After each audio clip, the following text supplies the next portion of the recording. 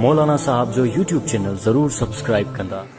एतिकाफ़ जी हालत में अगर कंहिं औरत खे हेज़ अची वञे त उनजो हुकुम छा आहे? एतिकाफ़ जी हालत में अगर कंहिं बि औरत खे हेज़ अची वियो त उनजो एतिकाफ़ फासिद थींदो, उनजो एतिकाफ़ बातिल थींदो। यानी एतिकाफ़ मां हाणे इहा औरत उथंदी। मां अॻु में ॿुधायुमि त एतिकाफ़ हर हिकु इबादत, कंहिं बि इबादत जे अंदरि औरत खे हेज़ अची वियो, औरत खे हेज़ अची वियो त इन हेज़ जे अचण सां औरत सभिनी इबादतुनि खां पोइ ते वेंदी।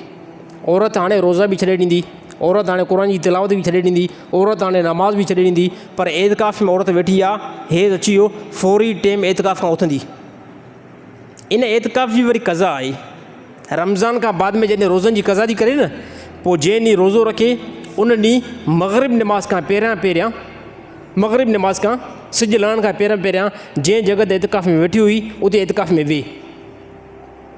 सिर्फ़ु हिकिड़े ॾींहुं हिकिड़ी राति जी एतिकाफ़ में अंदरि वेहंदी, हिन जो एतिकाफ़ अदा थी वेंदो।